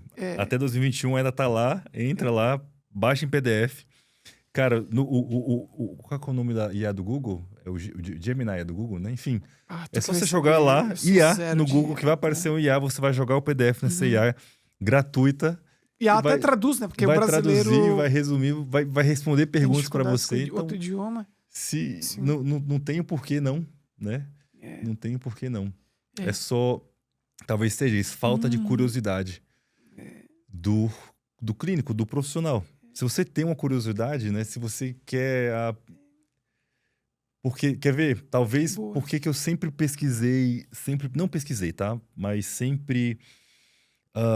no fundo, busquei de fato sobre a dor, por que dói. Porque até hoje, estou em busca. Até hoje muita coisa não me convence. Eu até vou a gente trocar isso nos bastidores, ou até pergunte aqui mesmo. Fica à vontade. Mas, se tem estudos muito antigos de que ressonância magnética com lesão de imagem não se correlaciona com dor. Isso assim, né, eu sempre soube. Isso está escrito ali no Campbell, quando fui ler o capítulo de hérnia de disco, no Campbell, que já era um campo em português, ou seja, já estava citando artigo lá da década de 90 e já falava isso. Então, o que dói, né? Sim. Mas aí na prática eu via todo médico falando que né, correlacionando. Então eu acabava também fazendo a mesma coisa pro ombro, né? A sua dor é a região subacromial, o que tem na região subacromial é o tendão. Como é que tá seu tendão? O tendão tá meio rasgado, então dói por causa disso, né? Enfim, dessa maneira que a gente aprende. Mas eu nunca entendi, mas de fato, por que incomoda? E daí vamos lá. Entendendo hoje mais sobre a dor crônica, né? Quer dizer, não, a humanidade, né? E você já nessa área. Se a gente fala que dor crônica é com mais de 3 meses, né? Por motivos. Eu acho que daí uma deixa boa de você explicar por que mais de 3 meses é uma dor crônica. Mas a minha dúvida maior é... Eu só posso assumir que é uma dor nociplástica aumentada, né? Só quando preenche os critérios, como, né? Ou existe de fato, é o que eu enxergo, muitas pessoas com uma dor subacromial, na verdade, nociplástica-like, vamos lá, aumentada, né? Porque não tem motivo algum para estar doendo, né? Só que é difícil de a gente diagnosticar, digamos assim, entendeu? Tá. Dor nociplástica aumentada seria toda a dor que um dia foi nociceptiva ou neuropática. E que naquele recorte de tempo ela está desproporcional ao estado do tecido. E da mesma forma, o paciente apresenta, no mínimo, uma alodinia mecânica ou térmica, estática ou dinâmica, e igualmente sensações dolorosas posteriores a esses testes. Tá? Teria que ter, segundo os critérios para dor nociplástica que acomete o sistema músculo-esquelético, os únicos que existem, esse critério 4, que é o obrigatório. Nesse cenário, talvez possa realmente haver dúvidas, né, no ato da identificação e de sugerir que esse é o fenótipo predominante. Em casos onde há um maior envolvimento do sistema nervoso central, isso é, há uma sensibilização central literalmente mais intensa, comumente outros sinais e sintomas não dolorosos estão presentes. Tipo, fadiga física, fadiga cognitiva, prejuízo no sono, relato de hipersensibilidade que talvez no teste você não identifique. Então, quanto mais sinais e sintomas não dolorosos associados a uma dor desproporcional ao estado do tecido e a presença de um desses fenômenos hipersensitivos evocados, alodíneas ou sensações posteriores, aí tu já pode falar com um pouco mais de clareza. Opa, me parece que literalmente a dor está desproporcional ao estado do tecido por uma sensibilização central disfuncional, patológica, mal adaptativa. Contudo, para aqueles casos de dor anterior no ombro, sem alteração evidente na imagem e que não preenchem os critérios de dor neuropática, não preenchem os critérios de dor noceptiva e não preenchem os critérios de dor nociplástica, você classifica como dor de origem não identificável. Certo. Como você trata essa dor? Igual às dores nociplásticas. Por quê? Certo. Porque dores nociplásticas e dores de origem não identificável, pensando nas dores crônicas, estão no mesmo grupo. São as dores crônicas primárias. Entendi. Então elas estão lá. Então você enfatiza o sistema nervoso central, objetivando reduzir facilitação descendente, aumentar a inibição descendente. É nesse raciocínio.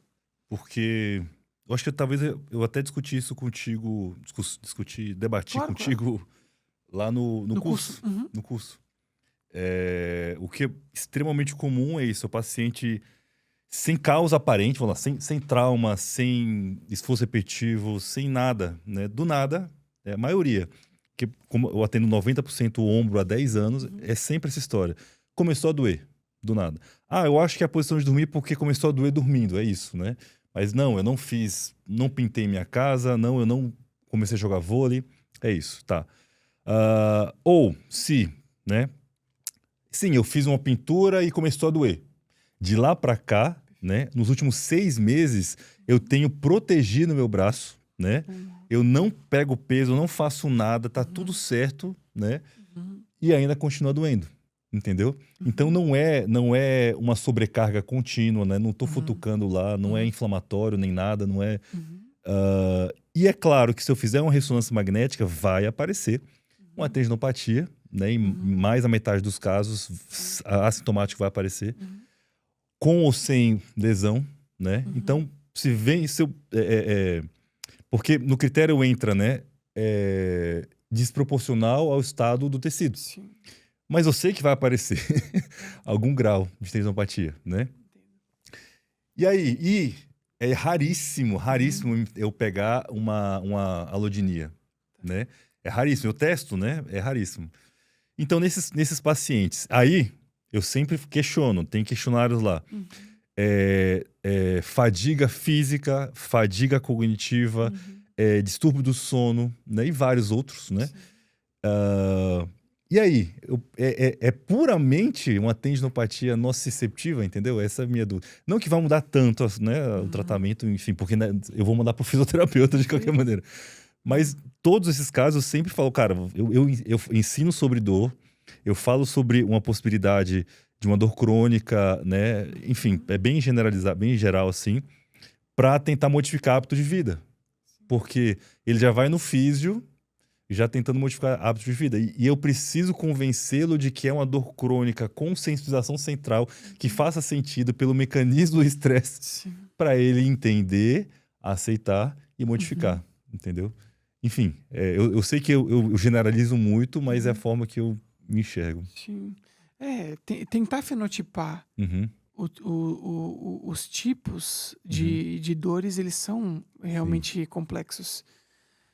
Há alguns fenótipos, na realidade não fenótipos, há algumas apresentações clínicas que são muito características, né? Mas, por exemplo, tratando-se de ombro, assim como o quadril, né?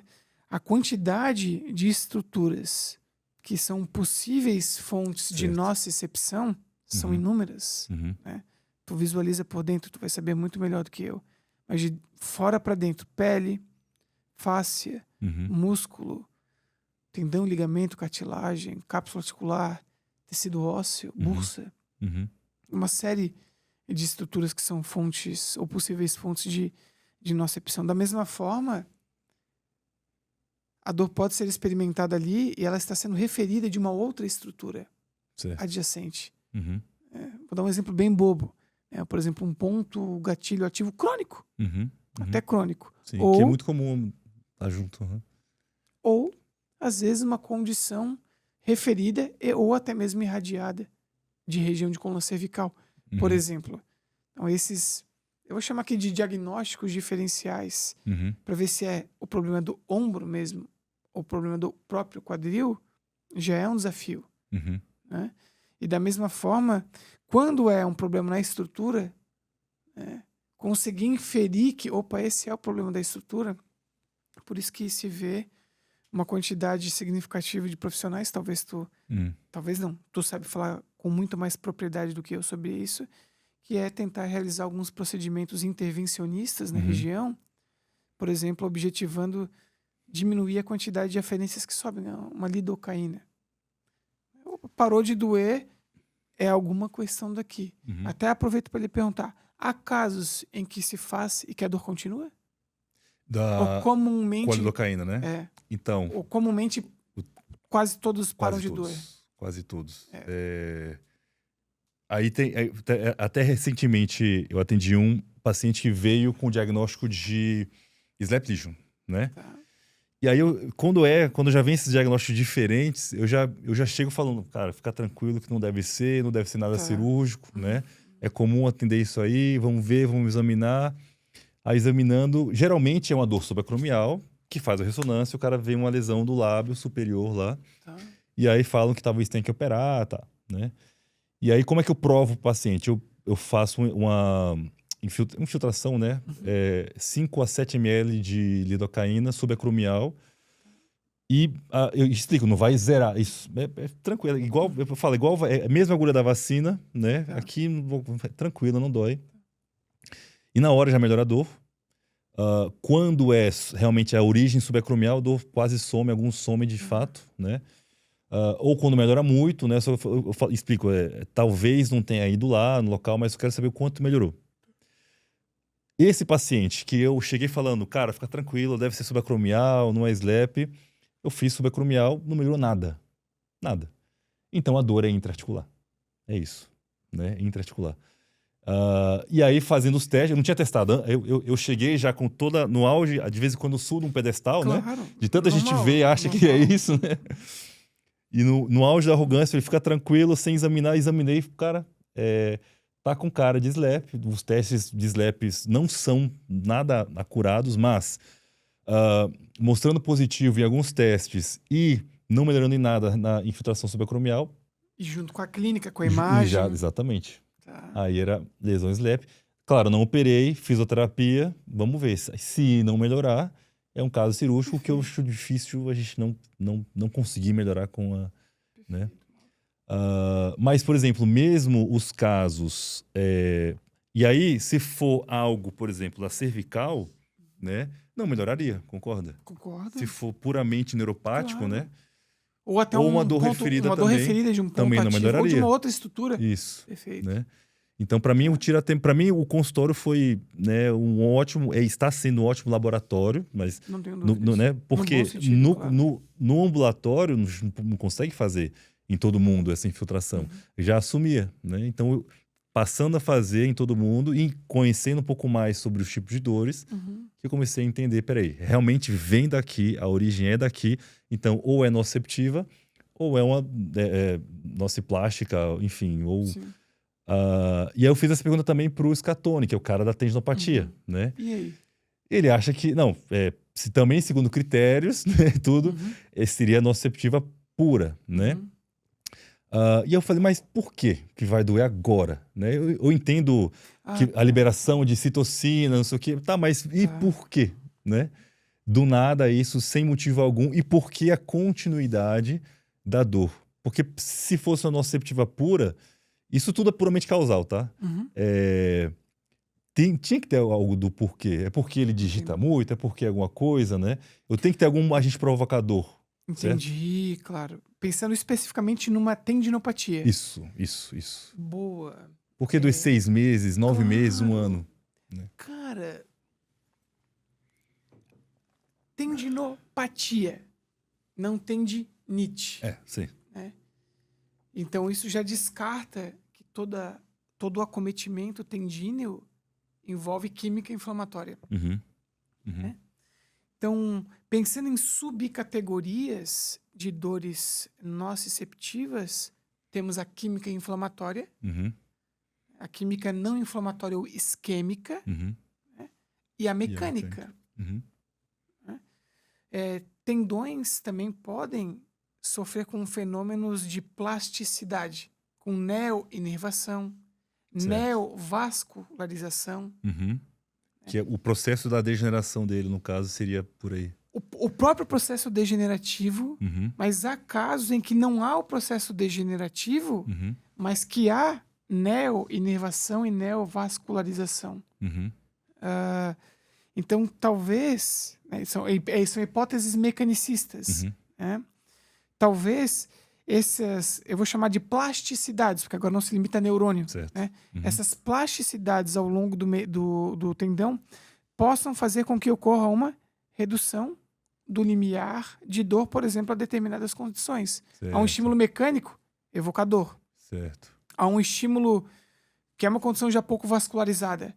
Há um aumento de isquemia por conta de uma manutenção de posicionamento, possa reduzir o limiar de dor e evocar mais dor. Por isso que em fisioterapia, o que a gente comumente utiliza? Controle de carga. Né? Então, expor aquele tendão ali à carga, respeitando determinado limiar de dor, dentre outras abordagens. Isso isso é uma questão que eu também conversei com ele, fiz esse questionamento ao longo do curso. E deixa eu ver se tem mais uma questão relevante sobre isso. Pensando em fenótipos. A própria tendinopatia lateral do cotovelo, por exemplo, né? Tem saído estudos correlacionados com a dor nociplástica também, né? Talvez até mais do que do subacromial. Isso.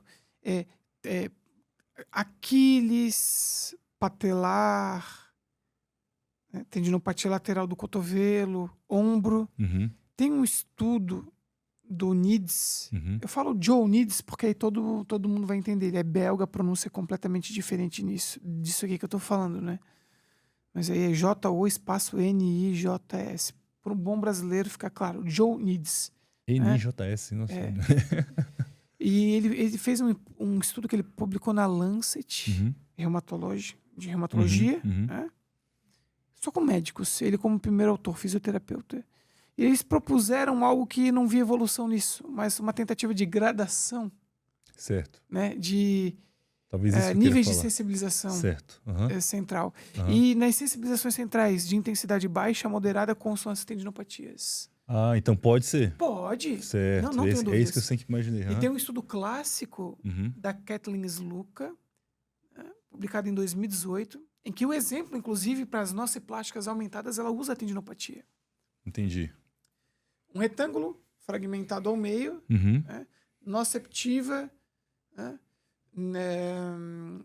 nociplástica, que é a transição uhum, entre elas. uhum, Tá? E a tendinopatia entra como um exemplo de transição uhum. de uma condição noceptiva para uma condição nociplástica aumentada De baixo grau. ou sobreposta. Sim, de baixo Entendi. grau.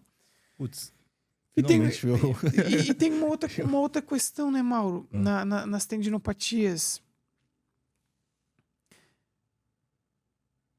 Uma grande prevalência, em geral, na população é o desenvolvimento de tendinopatia por sobrecarga, sobreuso, Certo. uso em excesso. Hipóteses, né, para essa dor quando não está relacionada a uma possível inflamação. Que comumente já deixo claro que não é o fenótipo predominante nas tendinopatias. Tá? Então, descartando o sobreuso, sobrecarga, sobra síndromes metabólicas. Uhum, Entra aqui nesse contexto condições reumatológicas, uhum, excesso de corticoides, uhum, os antibióticos, né, fluoroquinolonas, uhum. em especial isso como um possível diagnóstico diferencial. Mas eu tenho uma dúvida. Quando tu faz essa Uhum. infiltração com lidocaína, Uhum. em qual região que fica comumente a lidocaína? O que pega, tu acha que de estrutura? A substância entra em contato com o quê? Com... Pele? Não, manguito. Manguito. Ele cai Com em manguito. subacromial, logo abaixo do acrômio. Tá. Então ele vai pegar toda a bursa, manguito e o cabo longo bíceps, né? Tá. Pega o cabo longo do bíceps Isso. também. Então toda a estrutura extra-articular periumeral, vamos dizer assim, né? Tá. Deixa eu ver se tem... E será que nenhuma outra dessas estruturas pode ser a fonte de nocepção, além de tendão? Então, Isso é aí só tem a questionamento famosa mesmo. bursite, por exemplo, né? Que todo mundo... Que pode ser, mas, de novo, aí eu truco porque 1/3 da população adulta sem dor também aparece bursite no ombro, na ressonância. Cabo longo do bíceps, 25% também aparece, né? E essa é meu questionamento. Eu sigo questionando se a maioria das alterações de exame, se a maioria dos exames de imagens aparecem alterações degenerativas, Entendo. né? Com que autoridade a gente pode falar, né? Se a gente pode falar categoricamente que eu não posso falar que é a protrusão que está causando uma lombalgia, Perfeito. eu também não posso falar que é a tendinopatia, que é o cabo longo, que é isso, que é aquilo, entendeu? Eu sei que é aquele local, mas o porquê está doendo? Duas questões, né? Questão número 1. O fato de tu ofertar uma abordagem periférica e a dor reduzir total, ou às vezes não total, mas significativamente, significa que a fonte de nocepção é periférica. Certo. Uma dor nociplástica verdadeira, Certo. ela não vai responder certo. a um bloqueio periférico com lidocaína, uma infiltração. Sim. E número 2, esse é um ótimo tópico que tu sinalizou. Essa questão sobre dor e achados na imagem. Né? O que comumente os profissionais da saúde e o leigo, mas em especial o profissional da saúde peca, e o leigo peca, mas é o leigo, então não cabe nenhum julgamento. O problema está em inferir causa, né? Causalidade, por exemplo, acusou uma bursite ali subacromial, uma tendinopatia da cabeça longa do bíceps, do cabo longo do bíceps, e inferiu a causa da sua dor está aqui. É que aí nesse contexto, Mauro, assim como de coluna, entra literalmente a palavra correlação. Certo. Né? Que essa correlação ela pode ser nula, pode moderada, ou literalmente existir. Certo. Então, eu não posso falar que não é também. Exato. Então, o fato de existir uma alteração na imagem, isso é uma bela reflexão aqui para nós. Não invalida a presença ou ausência de dor. Né? Esse exame ele precisa ser correlacionado com o contexto, com a clínica do paciente. Em alguns cenários, quando há dúvidas, também esses procedimentos, como você fez. Né? Se há uma abordagem puramente periférica, voltada à estrutura, e o paciente apresenta algum alívio de dor, opa, talvez realmente a fonte presumida de nocicepção seja periférica. Né? Então, novamente volta para algo que a gente discutiu aqui, mas no quesito da avaliação. Só que agora entra no contexto, nós havíamos discutido no quesito tratamento, agora entra no contexto da avaliação. É tentar identificar se aquele paciente ele realmente tem alguma correlação com a alteração na imagem. Né? Porque, de fato, alguns apresentam. O prejuízo e eu vejo, isso é muito importante, isso que tu falou é muito importante, eu vejo o prejuízo para ambos os lados. A generalização, seja, obviamente, que é o mais predominante, para a solicitação, o uso e excesso e a inferência de causa de forma inadequada em excesso, que leva a tratamentos e diagnósticos inadequados, mas, pelo nosso viés de convívio, alguns colegas também pecando pelo extremo oposto. De não querer... De não dar a importância mínima necessária, certo. A importância suficiente. Olha o exemplo que a gente conversou em algum momento aqui offline, de uma imagem naquele paciente da coluna torácica para o diagnóstico diferencial. Né? A importância da... Então, é saber solicitar, saber prescrever. E eu vou lhe falar uma coisa agora, que é o Leonardo literalmente clínico. Tá? E o clínico, em especial, por conta do perfil de pacientes que eu atendo. Eu atendo pessoas com dores crônicas complexas. Eu me sinto muito mais seguro e tranquilo quando o paciente vem com muitos exames e parte significativa deles explicados de forma não tão adequada, mas me sinto mais seguro tá? Do que na ausência de. Sim. E em outro contexto também. Comumente eles vêm com algumas informações inadequadas que decorrem de algumas crenças que podem até mudar o comportamento. A própria crença é nesse contexto, eu entro com abordagens informativas de educação em dor, tentando apresentar uma perspectiva diferente. Mas acho mais válido investir tempo nessa tentativa de reconceitualização do que trabalhar no escuro. Certo. Né? Porque em alguns casos de dor, principalmente quando tu está diante de um serviço de dor crônica ou dores crônicas complexas, que aparece de tudo, de vez em quando tem uma cereja no bolo, que não cabe a mim. Eu só levanto a hipótese e encaminho para um colega. É só saber manusear de forma parcimônica. Isso. Que aqui talvez esteja parte da falha. Isso. A inferência excessiva de causalidade, guiar totalmente a clínica com base na imagem. Porque quer um exemplo? Não é incomum na minha clínica chegar um paciente com dor neuropática na perna associada com coluna lombar, que a gente chama isso de dor radicular. E o paciente tem todas as qualidades e características de dor neuropática. Alguma delas, não necessariamente todos esses quesitos iniciais.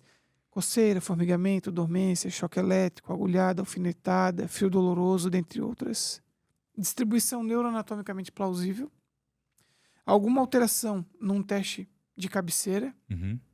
Hiper ou hipoestesia, hiper ou hipoalgia. E a imagem condiz totalmente com a clínica. O paciente faz alguns movimentos. Quando é responsivo, parte significativa dos sinais e sintomas diminuem, mas a imagem ainda está lá. Só que ela me auxiliou a levantar a hipótese do fenótipo, até sinalizar um prognóstico, traçar um tratamento mais específico. A clínica pode evoluir, e sim, estava associada à imagem, mas a imagem continua lá. Então, até que ponto talvez a imagem no âmbito estrutural, visível, nesse contexto agora, seja relevante quando comparado à parte, eu vou chamar ali de química, bioquímica, fisiológica, molecular, que a gente não visualiza. Fora os aspectos contextuais que a gente não está levando em consideração aqui. Então, nossa, são tantas, né, de possibilidades. E o que você... com relação à imagem, eu acho que tem que dividir a discussão entre saúde pública, certo? Ou que você... É isso, que a gente vai fazer com o paciente. Né? Se for pensar, né, putz, precisa de imagem... Não, vamos para ser catedrático assim, mas pensando em um âmbito, né, mais geral. Mas é claro que para o meu paciente, eu sempre peço, né, mas tem que saber, né, manusear. Interpretar. Eu tive a sorte de ter um caso...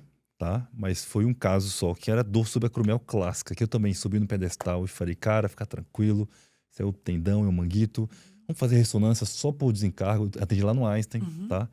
Então, cara super orientado, né, do bem, veio com um baita de um tumor maligno, né, no osso.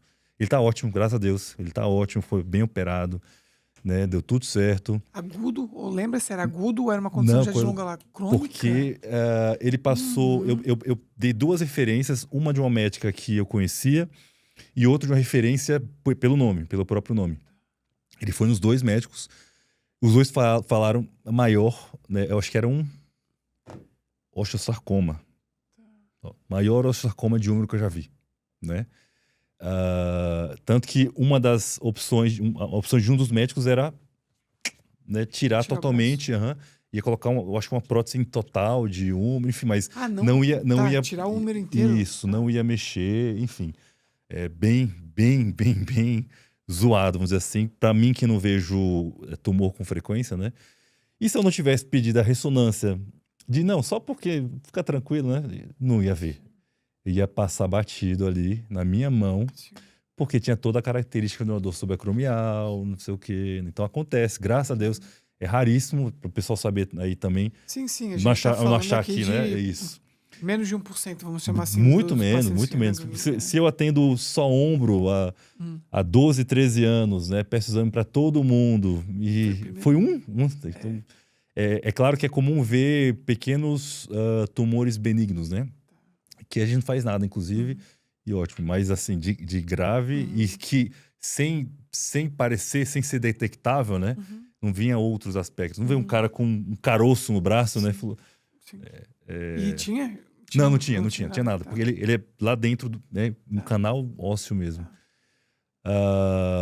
Mas aí tem outro lado. Desde que eu aprendi contigo sobre a catastrofização, toda essa parte aí, a ansiedade que o paciente leva no exame, né? E eu manejo, modéstia à parte, até demais, tá? Até demais. Eu jogo meu exame e falo, cara, não é pra ter medo. Olha pra mim, né? Não tenha medo. Sim. Mas aí, depois de fazer tudo isso, eu ensino o paciente a ver o exame, né? No exame no Google, olha como nega no Google, olha seu exame. Exame aí, olha agora seu laudo.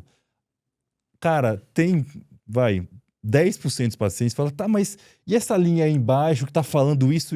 Cara, não acabei de falar pra você não ficar ansioso?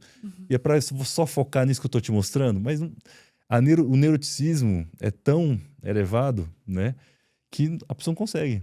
Então, talvez exames, sim, nessas pessoas que se a gente conseguisse identificar bem, nem faça. Faça um raio-x, né? Só para ver que não é um tumor mesmo, tá ótimo, né? Mas não havia um laudo cheio de palavras que, por mais que você fale, a pessoa vai ficar assustada. Sempre na cabeça ela vai pensar, e se, no meu caso, né? Sabe uma questão legal, Mauro, que tu pode fazer? Eu fiz isso durante muito tempo. Eu tinha impresso na minha clínica um laudo sinalizando essa variável correlação entre achados na imagem de coluna lombar e de coluna cervical. Eu tinha várias folhas impressas, isso ainda quando eu estava na Ideal. Quando chegava um paciente com algumas crenças disfuncionais sobre dor, eu pegava o exame, grampeava e deixava anexo ao laudo dele. Essa parte aqui devia constar no seu laudo também. Agora até aqui, leia. Pode ter pode elaborar o mesmo laudo. Não entendi, desculpa. O laudo era... O laudo não no sentido de laudar o caso do paciente. Certo. Um documento para tu anexar o laudo. Ali tu cita as referências, coloca a tabela e sinaliza as estruturas do ombro e as condições, os percentuais de alterações e assintomáticos. E tu fala, talvez você tenha essas correlações, mas você esteja aqui nesse grupo de assintomático. Sim. E a sua sintomatologia seja de outra condição, não nisso aqui. Sim. E aí tu começa a pulverizar o teu conhecimento também, porque vai que esse paciente pingue em outros profissionais. Agora tem a tua informação sendo pulverizada. Lá, além de expor numa aula, eu vou colocar ali. Sim. Eu fiz isso durante muito tempo. Porque durante muito tempo eu dei uma aula sobre dor e alterações na imagem. Aí falava de cervical, lombar, quadril, joelho. Quando eu mostro o meu joelho, velho, eu sou campeão. Porque o paciente olha, o paciente não sabe nada de laudo, mas ele começa a ler o laudo. Ele já entendeu que é o meu, né? Que eu mostro o ombro, e aí ele lê, nossa, falou, é zoado esse ombro, né? É zoado. Eu falei, esse é o meu. Aí tu, é o seu, haha. E aí quando vem o joelho, já começa a ler e já desiste, já entende tudo. Porque... Eu gosto ainda de destacar uma questão. Essa discussão aqui, pessoal, a gente está sinalizando num contexto de um cidadão comum, normal. A gente não está entrando talvez no contexto de populações específicas, né? Por exemplo, de um atleta de alta performance, né? Que ele e o tempo dele valem dinheiro. Então, comumente na dúvida, a maioria dos colegas vai intervir para tentar acelerar um possível processo e etc. Aqui a gente está falando do João, da Maria, do Bruno, do Pedro, da Vanessa, da Alice, da Thaís, né? Então, os seres humanos que estão ali, que, enfim, estão susceptíveis a uma série de variáveis. E explicar justamente isso, que o fortalecimento muscular não é uma variável necessária para o tratamento das dores articulares, vamos dizer assim. Que até hoje é o que mais é citado. Eu lembrei de ficar do atleta. Perfeito. Não, pessoal, comumente quando a gente se depara com um paciente com dor crônica e que esse paciente é orientado ou é prescrito a prática de exercício físico para o controle da intensidade da dor, né? Seja o leigo e parte significativa dos profissionais da saúde acreditam que é necessário fortalecer, ganhar amplitude de movimento, né? Flexibilidade, mobilidade, potência e etc. Mas no âmbito das dores crônicas ou de parte significativa das dores crônicas, além desses aspectos biomecânicos, né, a hipoalgesia induzida pelo exercício físico, que é a possível redução da intensidade da dor durante e após imediato a prática de exercício físico, os principais mediadores, as principais hipóteses, né, por trás são 6. E elas não levam em consideração aspectos biomecânicos. Não os descartam, mas não são as mais citadas. Né? Então, é a ação do exercício físico numa via opioide endógena, numa via de monoaminas, todas Uhum. endógenas, endocannabinoide, imunológica, autonômica e psicológica, cognitiva, Uhum. emocional, em especial ao tentar reduzir Uhum. medo do movimento, Uhum. medo de experimentar mais dor, hipervigilância, Uhum. catastrofização da dor, dentre outras variáveis. Sim. Esses são os mediadores, né? Comumente os meios pelos quais o exercício físico, quando estressor, pode controlar a intensidade da dor Uhum. ao literalmente ativar a farmácia endógena, Sim. que é o sistema modulatório descendente da dor. Por quê? Porque há estudos que sinalizam que há pacientes que apresentam alívio da intensidade da dor, Uhum. mas em que essas variáveis biomecânicas continuam as mesmas As mesmas. da linha de base. Tá? Talvez alguns falam, mas não muda nada, mas eu acho que talvez o jeito de passar para o paciente, sim. se o paciente às vezes acha, putz, mas eu tenho que fortalecer, eu tenho que... Já pensa, né? Para começar, não precisaria nem que o exercício seja realizado pelo membro Exato. com dor, né? Perfeito. Para ter essas vantagens. Perfeito. Tem pacientes, Mauro, que por algum motivo identificável ou não identificável, apresentam dor numa região, Uhum. e essa região está com uma sensibilização periférica tão evidente Uhum. que quaisquer estímulos, por exemplo, cinesioterapia ou exercício físico, Uhum. na região onde dói, que vai evocar, né, estímulos mecânicos e químicos, não são aceitos devido a esse nível de sensibilidade. Então, pode-se ofertar o exercício físico geral, de Uhum. forma sistêmica, objetivando a hipoalgesia, Uhum. caso a farmácia endógena esteja funcional. E com o tempo, caso desensibilize aqui, Uhum. daí sim, gradativamente começar a ofertar estímulo nessa região. É uma estratégia, Sim. para tentar desensibilizar e de forma gradual Uhum. começar a ofertar estímulo nessa região. Poxa, legal. Tá? Porque a hipoalgesia ela é sistêmica. Endógena. Endógena, sistêmica. Legal. Inclusive a publicação minha de amanhã de manhã no Instagram é sobre isso. Já tá tudo montado aí. Tá. Pô, Léo, eu tava pensando aqui, já tinha tanto conhecimento pra você passar, mas, cara, qualquer pessoa que te pesquisar na internet, Leonardo Ávila, aí vai ver tudo sobre dor, você comentando, né? Por isso eu não passei toda a mesma informação, mas eu espero que a gente volte mais vezes. Toda vez que você vier para São Paulo, a gente repita. Dúvidas. Posso vir né? aqui todas as vezes que eu estiver aqui. Só tu me Por convidar. favor. Por favor. Mas por isso eu quis até mesmo um debate mais... Desde do filosófico até dúvidas minhas, né? Que, já que você vai embora daqui a pouco, pelo menos eu já tinha umas dúvidas minhas aqui. Também tenho várias dúvidas. Legal. Inclusive, um dia quero acompanhar tu fazendo algum procedimento para eu ver, aprender, visualizar como é. Tenho curiosidade, bastante curiosidade. Sim, cara, mas... E tá aí, a outra dúvida. O físio não pode usar o anestésico? Não, desculpa, não sei se... Não pode fazer isso? Quer se achar com uma bomba? Bum. Mas, assim, existe regulamentação? Talvez seja essa dúvida. Atualmente, em 2025, é uma questão agora política, né? Brigas entre conselhos e etc. Sinalizo a minha não concordância com isso.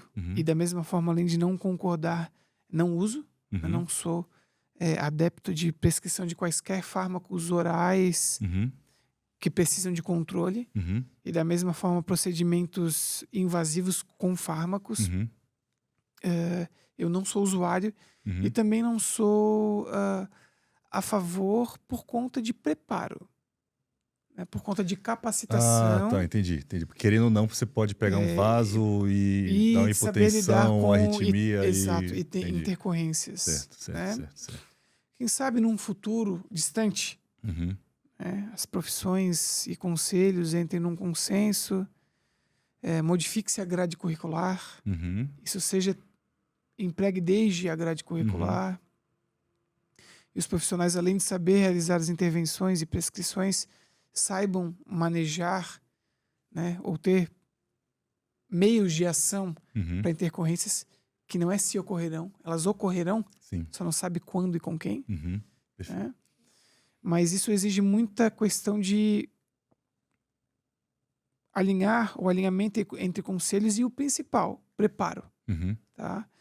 Então eu não sou usuário, não prescrevo e não executo, Uhum. e nesse recorte de tempo eu também não sou a favor. Contudo, segundo o Conselho Federal de Fisioterapia, Uhum. né, que encontra-se numa briga, uma discussão política Uhum. bem grande, né, com a medicina, fisioterapeutas, segundo o Conselho de Fisioterapia, Uhum. podem prescrever alguns fármacos de uso oral, inclusive alguns controlados, Uhum. e também realizar procedimentos injetáveis com alguns fármacos. Entendi. Existe então a lista de lidocaína, fármacos. procaína e Certo. etc. Que também não me aprofundo, Uhum. porque não faz parte do meu escopo. Eu acredito que eu tenha muitas ferramentas não farmacológicas com muito amparo científico Uhum. e segurança, e que muitos colegas não fazem Uhum. para empregar e disseminar. Entendi. Né? Mas, Entendi. cara, né, esse é o meu entendimento. Espero que quando os colegas assistirem não me julguem, é uma questão respeitosa, Uhum. né? Assim como respeito e não brigo sobre isso com colegas médicos que aceitam ou não aceitam, e fisioterapeutas que fazem ou não fazem. Eu zelo pela minha paz, né? Pela minha paz. Perfeito. Mas a tua pergunta ela é ótima. Isso é uma discussão bem prevalente Uhum. entre profissões e intraclasse. Sim. Além de ser uma briga feia entre profissões, a própria classe se Entendi. pulveriza entre os prós e contras. Eu tenho a minha Entendi. opinião formada sobre isso, só não externo ao público, mas agora vai ser externada, né? Também, como disse, Legal. de forma respeitosa. Sempre. Entendi. Eu não sabia da... Isso tem em todas as áreas agora, né, Mauro? É uma coisa não, é um cenário um pouco complexo, né? Uhum. Da odontologia, atuando em diversas áreas que cabe à medicina, Nossa. e vice-versa. A fisioterapia na medicina, assim como há alguns colegas que sugerem algo que isso aqui cabe ao fisioterapeuta avaliar, prescrever e etc. Enfim, tá meio que perdendo alguns limites, né, entre profissões, ao invés de sentar e se debruçar ao que cada área tem e tentar disseminar as evidências, perde-se muito tempo com brigas, discussões políticas, gasta-se muita energia com vieses financeiros, Uhum. reservas de mercado, dentre outros, ao invés de fomentar a ciência, Uhum. fomentar a qualidade do ensino, Uhum. controlar a quantidade de instituições que estão disponibilizando o ensino, porque se tem muitas, mas poucas com qualidade. Obrigado, Léo. Que isso, eu que agradeço. Obrigado. Mas isso que é legal. Isso que é legal discutir. Falar. Agradeço a oportunidade mais uma vez. Tem que. E obrigado também pelo conhecimento, eu sempre aprendo contigo. O aprendizado é recíproco, é sempre bidirecional, assim como é com os pacientes. Com as dúvidas, né? A gente aprende muito com os nossos pacientes. Muito. Uhum. Muito. É o melhor laboratório. Sim.